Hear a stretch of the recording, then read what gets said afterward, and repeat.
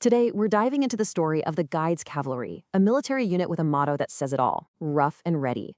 But what's really fascinating is where their influence turned up, in a place you would absolutely never expect. That's right. The inspiration for the global Girl Guides movement actually came from this legendary frontier force. When their founder, Robert Baden-Powell, was looking for a perfect model of pluck, endurance, and self-sacrifice, he chose them. So the question is, how on earth did a cavalry regiment on the frontier earn that kind of reputation? Well, to understand that, we've got to go way back to the beginning. We're talking about the northwest frontier of British India in 1846. This was, without a doubt, one of the most wild and turbulent borders of the entire empire, and it needed a completely new kind of soldier. So this was the mission handed to a young lieutenant named Harry Lumsden. And get this, he wasn't asked to build a standard, by-the-book regiment. No, his job was to create a force that was mobile, intelligent, and tough enough to basically operate on its own out there on the frontier. This mission, right from day one, defined their totally unique character. And Lumsden? He was the perfect man for the job. He built this incredible culture of self-reliance and intelligence. See, he didn't want soldiers who just blindly followed orders. He wanted guys who could think on their feet, who could adapt. He created a true corps d'élite. That's a French term for, a unit of the absolute best. A unit that was valued for its service and its grit, not for how polished its boots were on the parade ground. And speaking of being practical, as part of that whole rough and ready mindset, Lumsden got rid of the bright red coats of the British Army. I mean, they were a terrible idea for camouflage. Instead, he brought in this loose, comfortable, dust-colored uniform, which was apparently dyed with mulberry juice. They called it Khaki, which comes from the Urdu word for dust. It was an innovation that eventually armies all over the world would adopt.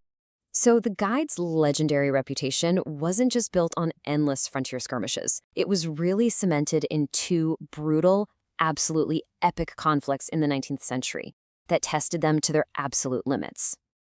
Okay, so picture this. It's 1857, and a massive rebellion breaks out across India. The Guides are summoned from their remote frontier post way out at Mardan. Their destination? The besieged city of Delhi, which was the absolute heart of the uprising. They had to cover an almost unbelievable distance. We're talking nearly 600 miles. And this was all on foot. And they did it in just 26 days. But here's the kicker. They did it during the absolute peak of the searing Indian summer. It was a feat of almost superhuman endurance. But the most incredible part is what they did when they finally got there. They didn't rest. Can you believe that? They marched straight into battle the very same day they arrived. This unbelievable march cemented their reputation for toughness, that pluck, and that endurance the Girl Guides would later want to emulate. But their next big trial would demand something even more: the ultimate sacrifice. So fast forward to 1879. A small detachment of just 76 guides was handpicked for a really dangerous mission: to be the only guards for a British envoy, Sir Louis Caverganari, at the residency in the very hostile city of Kabul. Almost as soon as they arrived, the residency was attacked by a massive force. Now, the Afghan soldiers offered the Indian troops of the Guides a way out. They told them, surrender, and you can save your own lives. They refused. For 12 brutal hours, this tiny band of men held out against impossible odds, fighting until every single one of them was killed. This memorial, back at their home base in Mardan, just perfectly captures the essence of that sacrifice. Their stand at Kabul became the defining story of the regiment. It became a symbol of ultimate loyalty and that readiness to sacrifice yourself that made them so iconic. So as the world rolls into the 20th century, the whole nature of war is being transformed by technology. So the big question is, could a 19th century frontier force possibly adapt? And the answer was a resounding yes. They served in Mesopotamia in the First World War. By 1940, the horses were long gone, replaced by wheeled armored carriers. They fought in North Africa and the Middle East during World War II, and by 1946, they were a full-fledged tank regiment. I mean, this transformation is just so crucial to their story. The very same regiment that was started as this light, fast-moving force on horseback evolved into a modern mechanized unit. It just proves that their ability to adapt was every bit as strong as their bravery.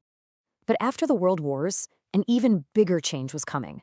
The British Empire, the very empire the Guides had been created to serve, was starting to dissolve. And this presented the regiment with a pretty fundamental existential challenge. I mean, think about it. For a unit so tied to the identity of British India, this was a massive moment. With the partition of India in 1947, a decision had to be made about the future of the legendary Corps of Guides. What was going to happen to them? The regiment was allotted to the new Pakistan Army, so they took on a new flag, a new national identity, but they carried their long and storied history right along with them. And it wouldn't be long before that legacy was tested all over again, only this time in service of their new country. And that test came during the Indo-Pakistani War of 1965. The Guides Cavalry, now a full-on armored regiment, found themselves at the very heart of the Battle of Chawinda, a massive, massive conflict that's been called one of the largest tank battles since the Second World War. So, equipped with patent tanks, their big mission was to protect a crucial flank. They were stationed near the town of Badiana, and they faced repeated enemy attacks, engaging in incredibly fierce fighting and inflicting heavy losses on the opposing forces. They proved, yet again, that the rough-and-ready spirit of Lumsden's original corps was alive and kicking in the age of modern tank warfare. Which really brings us back to that final question. What makes a unit like this truly legendary? Well, for the Guides, it seems to be this rare mix of things. You've got practical innovation, like inventing khaki. You have unbelievable endurance, like that insane march to Delhi. You have ultimate, devoted sacrifice, like what we saw at Kabul. And maybe most importantly, you have this relentless ability to adapt and to evolve. It's really no wonder their story of being rough and ready inspired a global movement. It is a legacy forged in fire, and it's one that continues to this very day.